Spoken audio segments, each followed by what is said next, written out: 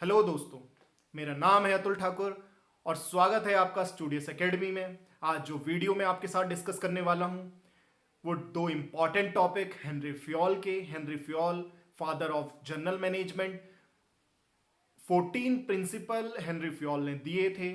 इसी सीरीज में आज हम दो इंपॉर्टेंट प्रिंसिपल डिस्कस करने वाले हैं। वो दो इंपॉर्टेंट प्रिंसिपल का नाम आपकी स्क्रीन पे आ रहा है, stability of personnels and principle of initiative. ये एक सीरीज चल रही है जिसमें हमने अपने हेनरी फ्योल के सारे प्रिंसिपल्स का डिस्कशन किया है अभी तक, और इस वीडियो के बाद एक और वीडियो बनाई जाएगी जिस वीडियो के बाद आपके 14 प्रिंसिपल्स खत्म हो जाएंगे। देन उसके बाद हम FW टेलर की के जो साइंटिफिक मैनेजमेंट के प्रिंसिपल्स हैं उसकी सीरीज स्टार्ट करेंगे। तो चलिए स्टार्ट करते हैं अपनी आज की वीडियो को।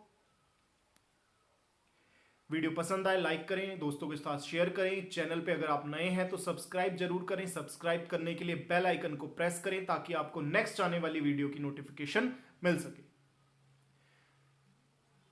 तो ये जो प्रिंसिपल है, जो हेनरी फ्योल के 14 प्रिंसिपल्स हैं, उस प्रिंसिपल में से जो स्टेबिलिटी ऑफ पर्सोनल्स है, इस प्रिंसिपल का नाम है, नंबर है 12 नंबर का ये प्रिंसिपल है। इसके बाद दो और प्रिंसिपल्स रह जाते हैं जैसे हम डिस्कस करेंगे। तो देखिए, इस प्रिंसिपल में सिंपल सी क्या बात की गई है कि किसी भी मैनेजर या किसी वर्कर को बार बार उसकी पोजीशन से शिफ्ट नहीं करना चाहिए। अगर आपने किसी ऑर्गेनाइजेशन में, अगर आपकी कोई ऑर्गेनाइजेशन है, उस ऑर्गेनाइजेशन में आपने एम्प्लॉयज को हायर किया है, कुछ एम्प्लॉयज आपके पास एज अ मैनेजर वर्क कर रहे हैं, कुछ एम्प्लॉयज आपके पास एज अ वर्कर वर्क कर रहे हैं, तो आप उनको अगर बार बार उनकी पोजीशन से शिफ्ट करते रहोगे तो उन्होंने जिस चीज की ट्रेनिंग ली और जिस काम को उन्होंने समझना स्टार्ट किया, उस काम को समझने के लिए अभी उनको टाइम चाहिए था, उनको एक्सपीरियंस होता, वो इन्वायरमेंट को समझते और उसके बाद वो आपकी कंपनी के लिए अच्छा वर्क करना शुरू करते। यानी आपको आउटपुट अभी मिलना शुरू ही हुआ था कि आपने उनकी पोजीशन को चेंज कर दिया।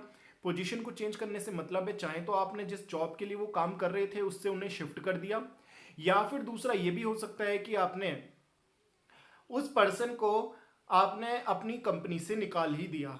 जैसा कि आपकी स्क्रीन पे दिखाई दे रहा है कि एम्प्लॉय है और उसको धक्का देके कंपनी से बाहर निकाला जा रहा है, यानी उसको आपने अपनी कंपनी से बाहर निकाल दिया। अब एम्प्लॉयज ने जितना समय यहाँ पे काम को सीखा, इन्वायरमेंट को समझा, आपने एम्प्लॉयज को वर्क समझाने के लिए जो ट्रेनिंग दी, उस पर जितना भी पैसा खर्च हुआ वो सारा आपका खराब होने वाला है, क्योंकि आपने कहीं ना कहीं वर्कर्स को काम करने के लिए टाइम नहीं दिया, एम्प्लॉयज को वर्क करने के लिए टाइम नहीं दिया। तो इसका जो नुकसान है, ये कहीं ना कहीं जो फेस करना पड़ेगा, ये आपके कंपनी को ही फेस करना पड़ेगा, क्योंकि जो एम्प्लॉय आपके लिए आउटपुट दे सकता था ज़्यादा पहले के कंपैरिजन में, क्योंकि पहले तो उस एम्प्लॉय ने नई नई आपकी कंपनी को ज्वाइन किया था, अभी वो आपकी कंपनी को समझना स्टार्ट किया था, लेकिन आपने उसको अपनी कंपनी से निकाल दिया। जब आप उसको अपनी कंपनी से निकाल देते हैं तो उस कंडीशन में अल्टीमेटली जो लॉस होता है वो कंपनी का ही होता है, क्योंकि जिस लेवल का आउटपुट कंपनी प्रोड्यूस कर सकती थी with the help of that employ, उसके कंपैरिजन में अभी वो एम्प्लॉय से आप रिटर्न अचीव नहीं कर पाए और आपने उसकी पोजीशन को चेंज कर दिया, चाहे तो उसको कंपनी से निकाल दिया। तो इस प्रिंसिपल में हेनरी फ्योल ने यही बताया है कि आपको अपने पर्सोनल्स, अपने एम्प्लॉयज को स्टेबल करके रखना चाहिए। आपको अपने एम्प्लॉयज को बहुत जल्दी चेंज नहीं करना चाहिए, क्योंकि अगर बहुत जल्दी आप चेंज करेंगे तो वो एम्प्लॉय अपने वर्क को ढंग से समझ नहीं पाएगा, और बार बार जब उसका आप वर्क चेंज करेंगे तो उसकी एफिशिएंसी एंड इफेक्टिवनेस उसकी डाउन हो जाएगी। वो काम करते टाइम ज़्यादा समय लेगा नए काम को सीखने में और अपने रिसोर्सेज को भी ज़्यादा खराब करेगा। तो यही इस आपके स्क्रीन पे इसके बारे में लिखा हुआ है, manager and worker should not be shifted from their position frequently. बहुत जल्दी जल्दी उनको चेंज नहीं करना चाहिए। A person need to time to adjust himself to new work environment. एक एम्प्लॉय को एक नया वर्क एनवायरनमेंट समझने के लिए टाइम चाहिए, इसलिए हेनरी फ्योल कहते हैं उन्हें आप स्टेबिलिटी दीजिए, आप उनको स्थिरता दीजिए काम को करने की, काम को समझने की। तो बात आपको इस प्रिंसिपल की समझ में आ गई होगी।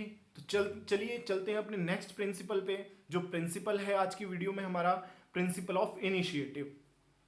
देखिए इस प्रिंसिपल में क्या बताया गया है, चाहे आपका कोई प्रिंसिपल, आपका जो एम्प्लॉय है, चाहे कोई मैनेजर है, हमेशा उनकी और आपको ऑर्गेनाइजेशन में इस तरीके का इन्वायरमेंट बना के रखना चाहिए कि आपका एम्प्लॉय या आपका मैनेजर इनिशिएट लेना चाहे, यानी वो भीड़ का हिस्सा ना बना रहे, एम्प्लॉयज की भीड़ का हिस्सा ना बना रहे। आपने ऑर्गेनाइजेशन में ऐसा इन्वायरमेंट क्रिएट करके रखना है कि आपके जो एम्प्लॉयज हैं वो अपनी बात आगे बढ़ के रखना चाहते हैं, कोई आइडियाज, कोई न्यू थिंकिंग अपनी आपको कंपनी के साथ शेयर करना चाहते हैं। इससे होगा क्या कि आपको नई नई क्रिएटिविटी मिलेगी, आपको नए नए आइडियाज मिलेंगे, आप उन आइडियाज को यूज करके अपनी कंपनी में अप्लाई करके आउटपुट को इंक्रीज कर सकते हैं, प्रॉफिट को ज्यादा बढ़ा सकते हैं या अचीव कर सकते हैं। तो यही इस प्रिंसिपल में हेनरी फ्योल ने बताया है, the creativity of an individual must be utilised for the development of organisation. यानी किसी एम्प्लॉय के पास, चाहे वो आपकी कंपनी में छोटी पोजीशन पे ही क्यों ना हो सकता है कि आप उसके पास इस किसी पर्टिकुलर वर्क को करने के लिए ज्यादा समझ हो सकता है कि वो किसी पर्टिकुलर काम को करने में ज्यादा कैपेबल हो या उसको उस चीज का एक्सपीरियंस ज्यादा हो। तो आपने अगर बिजनेस में अपनी ऑर्गेनाइजेशन में ऐसा एनवायरनमेंट बना के रखा हुआ है कि कोई भी अपने आइडियाज को देगा तो हम उसको सेलेक्ट नहीं करेंगे, बल्कि उनको हम पनिश करेंगे, फाइन लगाएंगे कि उन्होंने डिसिप्लिन को कैसे ब्रेक किया। तो आपको कंपनी में ऐसा इन्वायरमेंट नहीं बनाना है। आपको कंपनी में इन्वायरमेंट कैसा बनाना है कि आपके एम्प्लॉयज, आपके मैनेजर कहीं ना कहीं हर चीज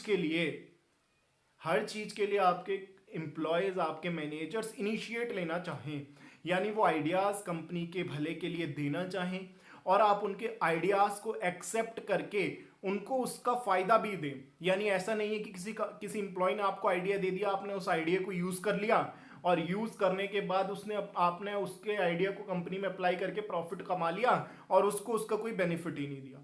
ऐसा भी नहीं करना। अगर कंपनी को किसी एम्प्लॉय के आइडिया से बेनिफिट होता है तो उस फायदे का, उस प्रॉफिट को आपको एम्प्लॉयज के साथ शेयर करना पड़ेगा। तो ये प्रिंसिपल यही बताता है, प्रिंसिपल ऑफ इनिशिएटिव, कि आपकी कंपनी में अगर आपका कोई एम्प्लॉय है तो आपको एक ऐसा इन्वायरमेंट कंपनी में क्रिएट करना है कि वो इन्वायरमेंट, वो कंपनी में आपके एम्प्लॉयज किसी चीज के लिए या किसी वर्क के लिए कोई आइडिया देने के लिए इनिशिएट ले सके। हेनरी फ्योल का प्रिंसिपल नंबर 13 था, प्रिंसिपल ऑफ इनिशिएटिव। तो नेक्स्ट जो प्रिंसिपल हम डिस्कस करने वाले हैं वो है एस्प्रिट दी क्रॉप्स, और ये हेनरी फ्योल की जो 14 प्रिंसिपल की सीरीज है उसमें लास्ट प्रिंसिपल रहेगा। आज की वीडियो में जो हमने 2 प्रिंसिपल डिस्कस किए वो प्रिंसिपल थे हमारे principle of stability of 10 personnels, stability of personnel, और सेकंड प्रिंसिपल था हमारा principle of initiative. Principle of stability of personnel में हमने बताया कि आपको अपने एम्प्लॉयज को रेगुलर बेसिस पे, फ्रिक्वेंटली बेसिस पे चेंज नहीं करना चाहिए, शिफ्ट नहीं करना चाहिए उनकी पोजीशन से। अगर वो काम को करना सीख गए हैं तो उनको उसी पोजीशन पे काम करते देना चाहिए। इससे कंपनी को फायदा मिलेगा, आउटपुट जल्दी बनना जल्दी शुरू होगा और ज़्यादा आउटपुट मिनिमम रिसोर्सेज की हेल्प से प्रोड्यूस होना शुरू हो जाएगा।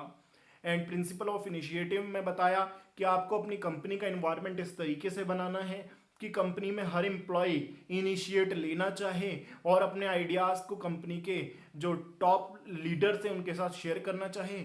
तो ऐसा एनवायरनमेंट बनाना जिसमें सारे एम्प्लॉयज़ जो हैं वो ऐसे आइडिया देने के लिए इनिशिएट लें, मोटिवेटेड हों। ऐसा ना हुआ कि आप उनको डिप्रेस्ड कर रहे हो कि आपने डिसिप्लिन कैसे ब्रेक कर दिया, आपको तो ये सजेशन देने का भी यहाँ पे राइट था ही नहीं। तो आपको इन्वायरमेंट ऐसा क्रिएट करना है कि एम्प्लॉयज इनिशिएट लेना चाहे। नेक्स्ट वीडियो हमारी जिस प्रिंसिपल पे रहने वाली है, principle number last, Henri Fayol का 14th principle, esprit de corps. Channel को सब्सक्राइब जरूर करें ताकि आपको नेक्स्ट आने वाली वीडियो की नोटिफिकेशन मिल सके। Take care, bye bye, thank you.